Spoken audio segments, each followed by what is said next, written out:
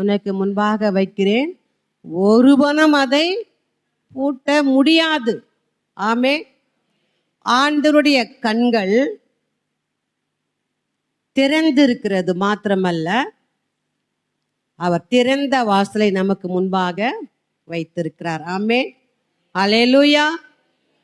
ஏன்னா அவர் திறந்துட்டா யாராலும் பூட்ட முடியாது. ஆமே. அல்லேலூயா. அவர் செவி கொடுத்து கேட்கிறார், யாராலும் அதை தடை செய்ய முடியாது. ஆமேன். கர்த்தர் ஆசீர்வதிக்கிறார், அதை யாராலும் தடுக்க முடியாது. ஆமேன். பிலேயாம் அப்படிதான் சொல்றாரு, அவர் ஆசீர்வதிக்கிறார், அதை யாராலும் தடுக்க முடியாது என்று பாலாக்கினிடத்தில் சொல்லுகிறார். ஆமேன். கர்த்தர் ஆசீர்வதிப்பாரானால், கர்த்தர் ஜெபத்தை கேட்பாரானால் யாராலும் அதை தடை செய்ய முடியாது. ஆமே. அல்லேலூயா. அவரை தடுப்பவன் யார்? ஆமே. அவர் நமக்கு கொடுக்கிறார், அவர் நம்மை நினைக்கிறார், கர்த்தர் நம்மை நினைத்திருக்கிறார், அவர் நம்மை ஆசீர்வதிக்கிறார். அதை யாராலும் தடுத்து நிறுத்தவே முடியாது. ஆமேன். ஒருவேளை பிசாசு வந்து தடுப்பான், ஆனாலும் கர்த்தர் அதை வாய்க்க செய்வார். ஆமேன். அல்லேலூயா. சரி, அப்ப இந்த நீதிமான்களின் கூப்பிடுதலுக்கு அவர் செவிகள் திறந்திருக்கிறது என்று சொல்லி நம்ம ஒவ்வொரு நாளும் நம்ம தியானிக்கிறோம். யாரெல்லாம் நீதிமான் என்று சொல்லி நம்ம பார்த்து கொண்டே வருகிறோம். இன்றைக்கு கூட நம்ம ஒரு சில வசனங்களை நம்ம பார்த்து நம்ம ஒருவரை குறித்து நம்ம தியானிக்க போகிறோம். ஆமே. அல்லேலூயா. சரி, நீதிமான்கள் அப்படின்னு நம்ம பார்க்குறோம். இதில் நம்ம யாக்கோப்பு எழுதின நிருபத்தை நாம் திருப்பிக் கொள்ளலாம். 5ஆம் அதிகாரம் நம்ம வாசிக்கலாம். 16ஆம் வசனத்தை வாசிப்போம். யாக்கோப்பு எழுதின நிருபம், நீங்கள் சொஸ்தமடையும்படிக்கு உங்கள் குற்றங்களை ஒருவருக்கொருவர் அறிக்கையிட்டு ஒருவருக்காக ஒருவர் ஜெபம் பண்ணுங்கள். நீதிமான் செய்யும் ஊக்கமான வேண்டுதல் மிகவும் பலனுள்ளதாய் இருக்கிறது. ஆமே. அல்லேலூயா. மிகவும் பலனுள்ளதாய் இருக்கிறது. சொல்லுங்க. நீதிமான் செய்யும் ஊக்கமான வேண்டுதல் மிகவும் பலனுள்ளதாய் இருக்கிறது. ஆமே. அப்போ நம்ம சொல்லலாம், நான் செய்யும் ஜெபம் இயேசு கிறிஸ்துவின் இரத்தத்தினால கழுவப்பட்ட நீதிமானாக்கப்பட்ட நான் செய்கிற ஜெபம். எல்லாம் சொல்லுங்க, நான் செய்கிற ஜெபம் மிகவும் பலனுள்ளது, அதை யாராலும் தடுக்க முடியாது. ஆமேன். கைத்தட்டுங்க. ஒவ்வொரு ஜெபங்களையும் கர்த்தர் கவனித்து கேட்கிறார். ஆமேன். அல்லேலூயா. அல்லேலூயா. அப்போ நீதிமான் செய்கிற ஊக்கமான ஜெபம், உறுதியான ஜெபம், விசுவாசமுள்ள ஜெபம். ஆமேன். அல்லேலூயா. நீர் என்னை ஆசீர்வதித்தால் ஒழிய நான் உன்னை போக விடேன். அப்படிப்பட்ட உறுதியான ஜெபம், போராடி ஜெபிக்கிற ஒரு ஜெபம். அல்லேலூயா. நீதிமான் ஜெபத்திற்கு கர்த்தருடைய செவிகள் திறந்திருக்கிறது. ஆமேன். அவர் கண்கள் பார்த்திருக்கிறது. அல்லேலூயா.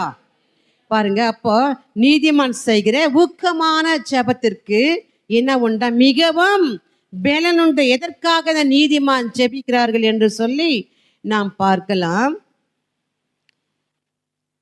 14ஆம் வசனத்திலிருந்து நம்ம வாசிக்கலாம். உங்களில் ஒருவன் வியாதிப்பட்டால் அவன் சபையின் மூப்பர்களை வரவழைப்பானாக. அவர்கள் கர்த்தருடைய நாமத்தினாலே அவனுக்கு எண்ணெய் பூசி அவனுக்காக ஜெபம் பண்ண கடவர்கள். அல்லேலூயா.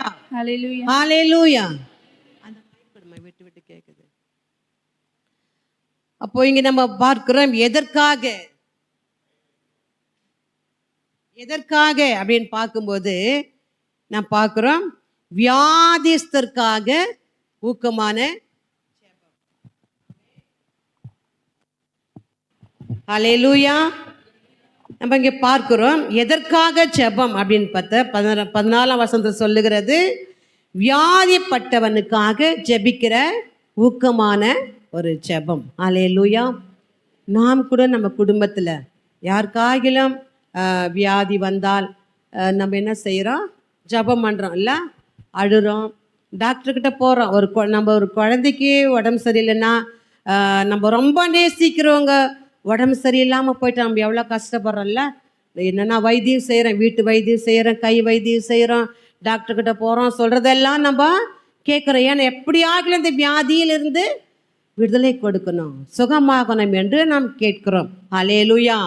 அதை பார்க்கலாம் நம்ம நீதிமானாய் இருக்கும்போது, நம்ம ஊக்கமாய் ஜெபிக்கும்போது கர்த்தர் அந்த ஜெபத்திற்கு பதில் கொடுக்கிறார். இங்கே என்ன கொடுக்கிறார்னு பார்த்தீங்கன்னா, உங்களில் ஒருவன் இல்லை உங்கள் குடும்பத்தில் ஒருவன், உங்கள் சபைகளில் ஒருவன் வியாதிப்பட்டால் அவன் யாரை அழைக்கணுமா?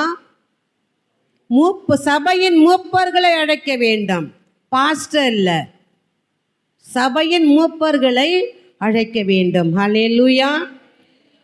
அப்போ அவங்கள வரவழைக்கணும். அவர்கள் கர்த்தருடைய நாமத்தினால தான் ஜெபம் பண்ணுவாங்க. ஆமென். கர்த்தருடைய நாமத்தினாலே அவனுக்கு என்ன பண்ணுவாங்களாம்? எண்ணெய் பூசி அவனுக்காக ஜெபம் பண்ண கடவர்கள். ஹல்லேலூயா. நம்ம இதை செஞ்சிருக்கிறோமா? ஒருத்தருக்கு உடம்பு சரியில்லை நம்ம சொல்கிறோமா? சபையின் மூப்பருக்கு சொல்கிறோமா? சபையில் நல்ல ஜெபம் பண்ணுறவங்க, நல்ல விசுவாசமாக இருக்கிறவங்க நம்ம போயிட்டு சொல்கிறோமான்னா சொல்ல மாட்டோம். ஏன்னா நம்ம வீட்டில் ஏதாவது ஒன்று நடந்துச்சுன்னா, ஒரு பிரச்சனை, ஒரு கஷ்டம், ஒரு வியாதி, நாம் என்ன பண்ணுறோம்? நம்மளுக்கு கொஞ்சம் கௌரவம் ஜாஸ்தி, யாருக்கு நம்ம சொல்லக்கூடாது. சொன்னால் நம்மளை பற்றி என்ன நினைப்பாங்களோ, நம்ம ஏன் அவங்களுக்கு சொல்லணும்? அப்படி இல்லைங்க, சொல்லணும் நம்ம. ஹல்லேலூயா. கர்த்தருக்கு முதல்ல நம்ம சொல்லணும். அதுக்கப்புறம் நல்ல ஜெபிக்கிறவங்களை கூப்பிட்டு நம்ம என்ன செய்யணும்? ஜெபிக்க வர வைக்கணும். ஆமென். ஒரு 2-3 விசுவாசிகள் சேர்ந்து போய் என்ன பண்ணணும்? கர்த்தருடைய நாமத்தினால எண்ணெய் பூசி ஜெபிக்க வேண்டாம். அது மாதிரி செஞ்சுருக்கிறீங்களா? யாராகிலும் செய்யணும். ஆமென். நீங்கள் செய்து பாருங்க, நீங்கள் செஞ்சு பாருங்க. கர்த்தருடைய நாமத்தினால எண்ணெய் பூசி ஜெபம் பண்ணுங்க பாரு, ஆண்டவர் அற்புதங்களை செய்வார், அதிசயங்களை செய்வார். ஆமென். உங்களை கொண்டு செய்வார். பாஸ்டர் தான் செய்யணும்னு இல்லை. நம்ம என்ன பண்ணுறோம்? பாஸ்டர் வரல, பாஸ்டர் கேட்குறதுல நம்ம சொல்கிறோம். நம்ம சொன்னால் தான் தெரியும். நம்ம சொல்லலைன்னா கூட பரவாயில்ல, விசுவாசிகளுக்கு சொல்லி நாம் ஜெபிக்க வேண்டும். ஆமென். சபையின் மூப்பர்களுக்கு, சபையில் நல்ல புதுமலையில் நிறைய பேர் என்ன பண்ணுறாங்க? நல்ல நிறைய விசுவாசிக்கு இருக்கிறாங்க. நீங்கள் அவங்களுக்கு சொல்லி ஜெபம் பண்ண சொல்லலாம். வாங்க, எங்கள் வீட்டில் எப்படி பிரச்சனை இருக்குது, இதுக்காக வந்து நீங்கள் என்ன பண்ணுங்க? ஜெபம் பண்ணுங்கன்னு கூப்பிடுங்க. உங்கள் கர்த்தருடைய நாமத்தை சொல்லி ஜெபிக்கும் போது கர்த்தர் அற்புதங்களை செய்வார், கர்த்தர் ஜெபங்களை கேட்பார். ஆமென். ஹல்லேலூயா. அப்போ சபையில் இருக்கிற ஒவ்வொருவரும் யாருன்னா நீதிமான்கள். ஹல்லேலூயா. ஹல்லேலூயா. அப்போ அந்த அங்கே தான் அதுக்கு அப்புறம் தான் சொல்கிறாரு, அப்பொழுது விசுவாசம் உள்ள ஜெபம் பிணியாளியை ரட்சிக்கும், கர்த்தர் அவனை எழுப்புவார். ஹல்லேலூயா. சுகம் தருவார், விடுவிப்பார், ஆசீர்வதிப்பார், வெற்றி தருவார். ஆமென். நீங்கள் எந்த காரியத்திற்கும் விசுவாசத்தோடு நாம் ஜெபிக்கணும். ஆமென். ஹல்லேலூயா. அதனால தான் சொல்லப்படுகிறது, விசுவாசமுள்ள ஜெபம் பிணியாளியை ரட்சிக்கும், கர்த்தர் அவனை எழுப்புவார். அவன் பாவம் செய்தவனானால் அது அவனுக்கு என்ன பண்ணுமா? மன்னிக்கப்படும். ஹல்லேலூயா. இந்த எண்ணெய் என்பது பரிசுத்த ஆவியானவருக்கு ஒப்பானது. ஆமென். ஹல்லேலூயா. அபிஷேகிக்கிறவர் பரிசுத்த ஆவியானவர். அபிஷேகம் பண்ணுறதுக்கெல்லாம் நம்ம ஏதோ ராஜாவை அபிஷேகம் பண்ணணும், ஒரு ஊழியக்காரன் தீர்க்கதரிசியை அபிஷேகம் பண்ணணும்னா எண்ணெய் வார்த்து தான் என்ன பண்ணுவாங்க, அபிஷேகம் பண்ணுவாங்க. ஆமென், அல்லேலூயா. அப்போது அந்த அபிஷேகம் பண்ணப்பட்டவர்கள் அந்த ஜெபத்திற்கு ஆண்டவர் பதில் தருவார். அபிஷேகம் பண்ணப்பட்டவர் அப்படின்னா கிறிஸ்து. ஆமென். கிறிஸ்து என்பதற்கு மேசியா. இப்போ அபிஷேகம் பண்ணப்பட்டவர், அல்லேலூயா. அப்போ அந்த ஆவியானவர் என்பதற்கு அடையாளம், எண்ணெய்க்கு அடையாளம் பரிசுத்த ஆவியானவர். ஆமென், அல்லேலூயா. அப்போ நம்ம எண்ணெய் ஆவியானவரை கொண்டு நம்ம ஜெபிக்கணும். ஆமென். ஆவியானவரின் இது காலம். ஆமென். இப்பொழுது நம்ம மத்தியில் யார் இருக்கிறாங்கன்னா பரிசுத்த ஆவியானவர் இருக்கிறார். அவர் தான் நம்மை வழி நடத்துகிறார். விசுவாசிக்கிறீங்களா? ஆமென், அல்லேலூயா. அப்போ நம்ம எதை செய்தாலும் பரிசுத்த ஆவியானவர் மூலமாக நம்ம பிதாவை நோக்கி நாம் ஜெபிக்க வேண்டும், கேட்க வேண்டும். கர்த்தர் ஆவியானவர் இருக்கிறார். அல்லேலூயா. ஆதியிலே ஜலத்தின் மேல் அசைவாடி கொண்டிருந்தார் ஆவியானவராய். ஆமேன், அல்லேலூயா. ஆதியில் பழைய ஏற்பாட்டில் ஆவியானவர் வருவார் போயிடுவார். ஆனால் புதிய ஏற்பாட்டில் அப்படி இல்லை, நிரந்தரமாய். இயேசு கிறிஸ்து சொன்னார்ல, நான் போய் உங்களுக்கு என்றென்றைக்கும் உங்களுடனே கூட இருக்கிற பரிசுத்த ஆவியானவரை அனுப்புவேன். நான் போனால் தான் அனுப்புவேன்னாரு. அவர் போய் தான் நமக்கு அனுப்பினார். அல்லேலூயா. சீஷர்களுக்கு முதலாவதாக காத்திருக்கிறவர்களுக்கு அனுப்பினார். மேல் வீட்டறையில் இருந்தவர்களுக்கு அந்த பரிசுத்த ஆவியானவரை முதலாக அங்கே ஊற்றப்பட்டது. அன்று முதல் இன்று வரைக்கும் இருக்கிறது. அல்லேலூயா. இன்று வரைக்கும் அந்த ஆவியானவர் உலகத்திலே கிரியை செய்து கொண்டு வருகிறார். ஆமேன், அல்லேலூயா. அதனால இந்த ஜெபத்தை நம்ம பார்க்கிறோம். அல்லேலூயா. நீங்கள் சொஸ்தம் அடையும்படிக்கு உங்கள் குற்றங்களை ஒருவருக்கொருவர் அறிக்கையிட்டு ஒருவருக்காக ஒருவர் ஜெபம் பண்ணுங்கள். நீதிமான்கள் அப்படிதான் இருப்பாங்க. நான் தப்பு செஞ்சிட்டேன்னா, இல்லை எனக்கு விரோதமாக வேற யாராகிலும் தப்பு செஞ்சிட்டாங்கன்னா அதை நான் என்ன செய்யணும், அவங்களுக்கு மன்னிக்கணும். நான் செஞ்சதை அடுத்த நீதிமான் மன்னிக்கணும். மன்னிக்கிறவர்கள் தான் நீதிமான்கள். ஏன்னா நீதிமான்கள் அநீதிமான்கள் அல்ல. அல்லேலூயா. அதனால நாம் என்ன செய்யணும், ஒருவருக்கு ஒருவர், நான் இப்படி பேசினது தப்பு தான், அது மாதிரி செஞ்சுருக்கக்கூடாது, செஞ்சுட்டேன், என்ன பண்ணுங்க, தயவா மன்னிச்சிடுங்க. ஒருவருக்கு ஒருவர் நம்ம என்ன செய்யணும், அறிக்கையிட்டு விட்டு விடணும். ஏன்னா தன் பாவங்களை மறைக்கிறவன் வாழ்வடைய மாட்டான். அது அறிக்கை செய்து விட்டு விடும்போது கர்த்தரிடத்தில் என்ன பெறுவானா, இரக்கம் பெறுவான். அல்லேலூயா. அதனால கர்த்தருடைய இரக்கம் நமக்கு வேண்டும். அல்லேலூயா. ஒருவருக்கு ஒரு நாம் விட்டு கொடுக்கணும். ஆமென், அல்லேலூயா. அப்போ நீதிமான்கள் ஒருவருக்கு ஒருவர் நம்ம விட்டு கொடுக்க வேண்டும். அதுதான் நம்ம இங்கே பார்க்கிறோம். என்னவென்று அப்படின்னு பார்த்தீங்கன்னாக்கா, நீதிமான் செய்யும் ஊக்கமான வேண்டுதல் மிகவும் பலனுள்ளதாக இருக்கிறது. அல்லேலூயா. அப்பா இனிமே நீங்கள் என்ன செய்யணும், யாருக்காகிலும் உடம்பு சரியில்லைன்னா சொல்லுங்க. ஆலத்தூர் பக்கம் கூட இருக்கிறீங்க நிறைய பேர், வந்து நாங்கள் இல்லைன்னா பரவாயில்ல, பாச தேடி வராதிங்க. ஜெபிக்கிறவர்களுக்கு ஒருத்தருக்கு ஒருவர் விசுவாசிகளுக்கு சொல்லணும், நம்ம ஒரு குடும்பமாக இருக்கணும். ஆமேன், அல்லேலூயா. அப்போ கர்த்தர் இந்த வேண்டுதலை, நீதிமான் செய்யும் ஊக்கமான வேண்டுதல், ஊக்கமான ஜெபம், அல்லேலூயா, கர்த்தர் நிச்சயம் கேட்பார் செய்வர் என்று விசுவாசிக்கிறீங்களா? ஆமேன், அல்லேலூயா. சரி, நம்ம இன்னொருத்தரை கூட நம்ம வாசிப்போம். அப்போஸ்தலர் நடபடிகள் 10ஆம் அதிகாரத்தில் இந்த நீதிமான் நம்ம பார்க்குறோம். கொர்நேலியுவை குறித்து நம்ம இங்கே பார்க்கும்போது இங்கே முதல்ல சொல்லப்படுகிறது, இத்தாலியா பட்டாளம் என்னப்பட்ட பட்டாளத்திலே 100க்கு அதிபதியாகிய கொர்நேலியு என்னும் பேர் கொண்ட ஒரு மனுஷன் செசரியா பட்டணத்திலே இருந்தான்.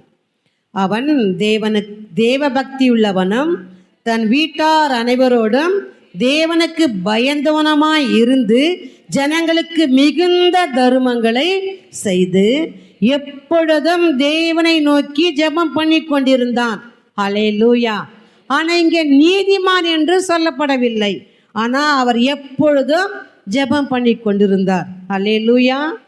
இதே அதிகாரத்தில் 22ஆம் வசனத்தில் 21 நான் வாசிக்கிறேன் பாருங்க.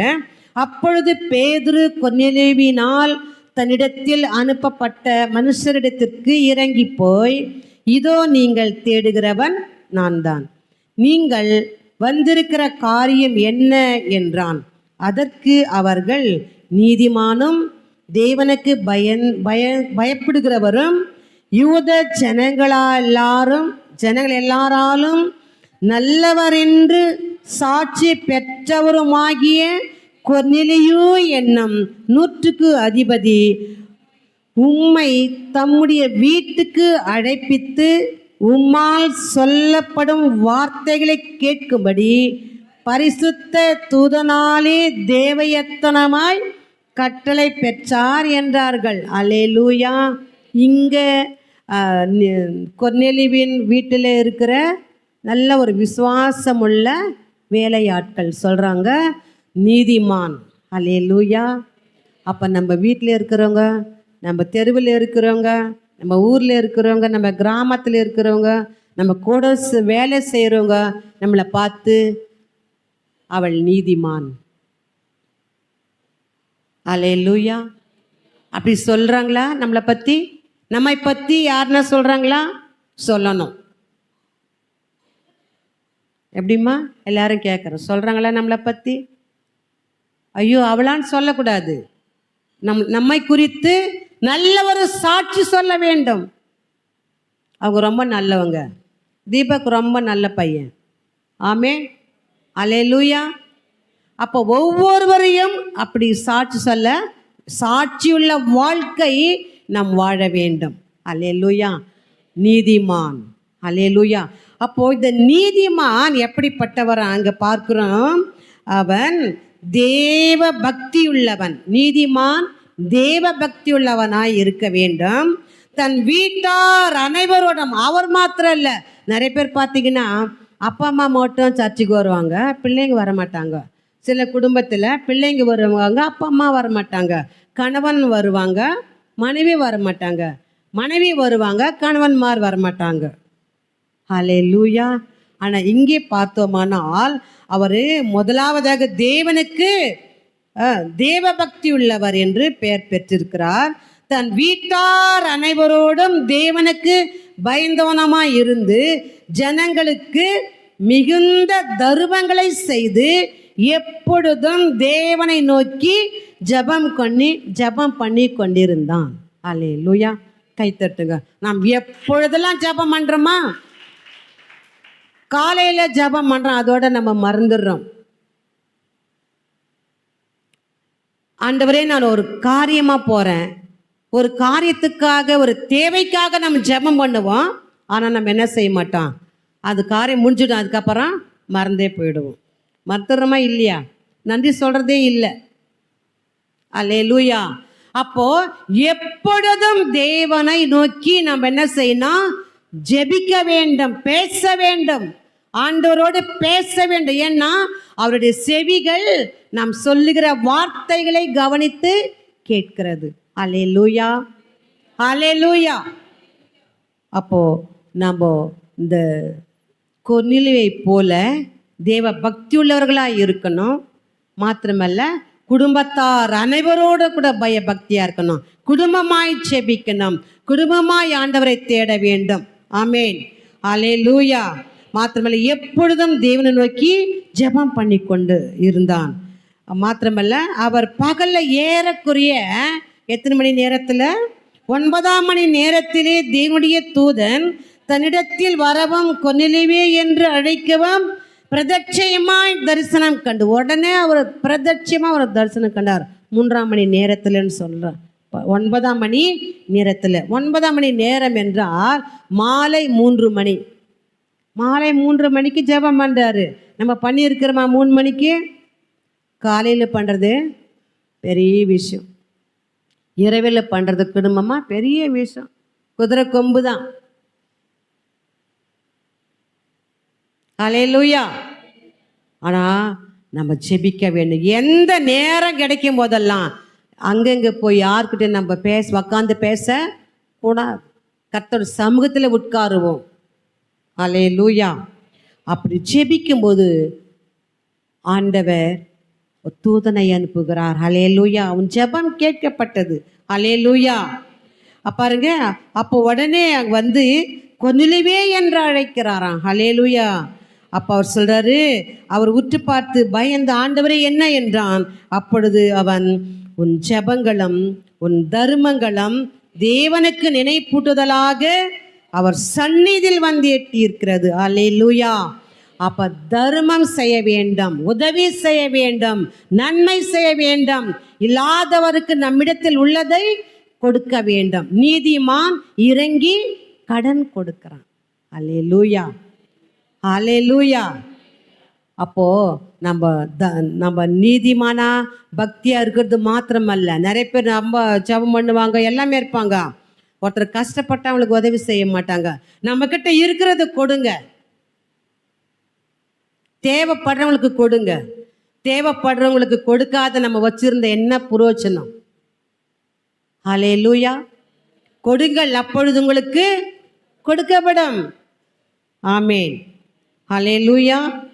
அது போல கொர்நேலியுவை போல நம்ம குடும்பத்தாரோடு கூட தேவனை தேடுவோம், ஜெபிப்போம், ஜெயம் பெறுவோம். ஆமேன். ஹல்லேலூயா. சங்கீதம் 37 நம்ம திருப்பிக் கொள்ளலாம்.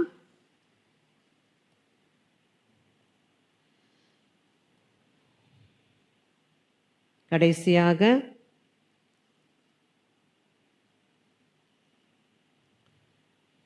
சங்கீதம் 37:25. நான் இளைஞனாய் இருந்தேன், முதிர் வயதுள்ளவனும் ஆனேன், ஆனாலும் நீதிமான் கைவிடப்பட்டதையும் அவன் சந்ததி அப்பத்துக்கு இறந்து திரிகிறதையும் நான் காணவில்லை. அவன் நித்தம் இறங்கி கடன் கொடுக்கிறான். அவன் சந்ததி சத்தமா சொல்லுங்க, அவன் சந்ததி ஆசீர்வதிக்கப்படும். கைத்தட்டி நன்றி சொல்லுங்கள். ஹல்லேலூயா.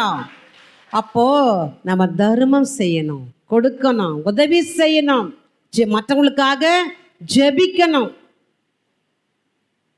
ஒருத்தர் அழும்போது ஒரு கண் அழுதா இன்னொரு கண்ணு என்ன பண்ண, ஒரு கண்ணில் அழுதா இன்னொரு கண்ணில் தண்ணி வரும்.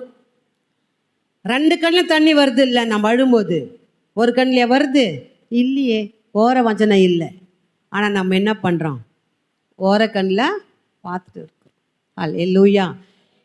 இன்னொருத்தருக்கு கஷ்டம்னா நமக்கு வந்த கஷ்டம் போல நம்ம நினைக்கணும். ஆமேன். ஹல்லேலூயா. அதுதான் நமக்கு பார்க்கிறோம். நீங்க சொல்லப்படுகிறது, நான் வாலிப வயசா இருந்தேன், இப்போ எனக்கு வயசு ஆயிடுச்சு, நான் ஒரு குடும்பத்தை பார்க்கிறேன். அந்த குடும்பத்தில் உள்ளவங்க அவங்க அப்பா அவங்க தாத்தா ரொம்ப நீதிமானா இருந்தாங்க, ரொம்ப நல்லவங்களா இருந்தாங்க, நிறைய பேருக்கு உதவி செய்தாங்க. ஆனாலும் அவங்க குடும்பத்தில் யாரும் சாப்பாட்டுக்கு குறைவில்லாமல், அதுதான் அந்த அவன் சந்ததி அப்பத்துக்கு என்ன பண்ணலையா, இறந்து திரிந்ததை அவன் காணவில்லை. ஆமேன். ஹல்லேலூயா. நீதிமானுடைய சந்ததி அப்பத்துக்கு அலைந்து திரிவதில்லை. நாம் நீதிமானா இருந்தால் நம்ம சந்ததிகள் ஆசீர்வதிக்கப்படும். அவங்க தாத்தா அப்படி வாழ்ந்தாங்க, ஆனா பிள்ளைங்க இன்னைக்கு எப்படி இருக்கிறாங்க, நாரி போயிருக்கிறாங்க, எவ்வளோ கேவலமாக வாழ்கிறாங்க அப்படின்னு இன்னைக்கு சொல்கிறாங்கள நிறைய குடும்பம். சிலர் என்ன பண்ணுறாங்க, அவங்க முன்னோர்கள் செய்த நன்மையினால அவங்க தப்பு செய்கிறாங்க, ஆனாலும் அந்த குடும்பத்தை தேவன் பாதுகாக்கிறார், நடத்துகிறார். ஆமேன். ஹல்லேலூயா. அது போல நாம் நீதிமான்களாக இருப்போமானால் கர்த்தர் நம்முடைய ஜெபத்தை கேட்பார். ஆமேன். ஹல்லேலூயா. நீதிமானா இருக்கிறது மாத்திர நம்ம குடும்பத்தாரோடு கூட ஜெபிக்கணும். எப்பொழுதும் ஜெபிக்கணும், தர்மங்களை செய்யணும், உதவிகளை நாம் செய்ய வேண்டும். ஆமேன். நமக்கு கிட்ட கொடுக்கறதுக்கு ஒண்ணுமே இல்லைன்னா பரவாயில்ல, அவங்களுக்காக ஊக்கமாய் ஜெபம் பண்ணுங்கள். அவர்கள் மற்றவர்கள் தேவைகளுக்காக ஜெபம் பண்ணும்போது கர்த்தர் நம்முடைய தேவைகளை சந்திப்பார். கைத்தட்டி நன்றி சொல்லுங்கள். ஆமேன். ஹல்லேலூயா, ஹல்லேலூயா. அப்போ நீதிமானுடைய சந்ததி என்ன பண்றதில்ல, கைவிடப்பட்டதையும் அவன் சந்ததி அப்பத்துக்கு இறந்து திரிகிறதையும் நான் காணவில்லை. அவன் நித்தம் இறங்கி கடன் கொடுக்கிறான், அவன் சந்ததி ஆசீர்வதிக்கப்படும். ஆமேன். நம்முடைய சந்ததி ஆசீர்வதிக்கப்படணுமா? நம்ம பேர பிள்ளைகள் ஆசீர்வாதமா இருக்கணுமா? அப்ப நம்ம எப்படி இருக்கணும்?